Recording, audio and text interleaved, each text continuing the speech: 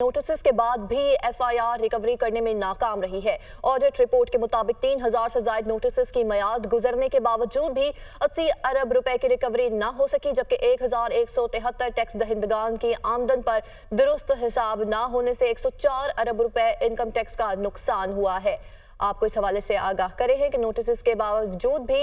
FIR recovery करने में नाकाम रही है और इस हवाले से मजीद आगाह करेंगे। मुदस्सिर अली हमारे साथ मौजूद है। जी मुदस्सिर, आगाह कीजिए।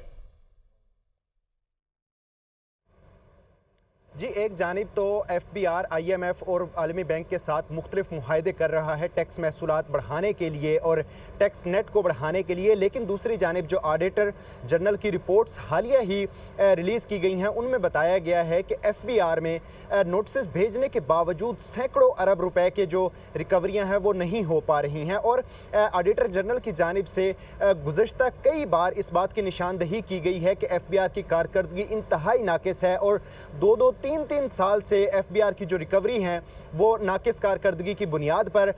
सैकड़ों अरब रुपए तक पहुंच चुकी हैं। ऑडिटर जनरल की जो रिसेंटली रिपोर्ट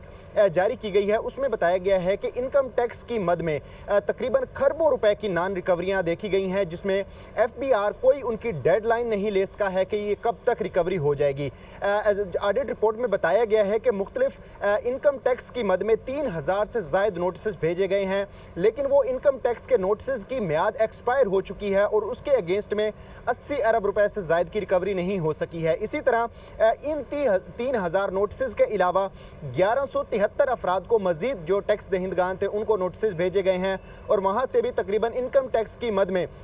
104 अरब रुपए से ज़ायद का जो इनकम टैक्स है वो हासिल नहीं किया जा सका और वो शार्ट रहा है। साथ साथ FBI की जानिब से ये भी नाकिस कारकर्दगी देखने में आई है कि FBI जो नोटिस भेज रहा है उनका फॉलो अप नहीं कर रहा और उनकी जो रिकवरी है उसके लिए कोई डेडलाइन नहीं मिल रही। ऑडिटर जनरल की रिपोर्ट में इस बात की भी निशानदही की गई है कि विद होल्डिंग टैक्स की मद में भी तकरीबन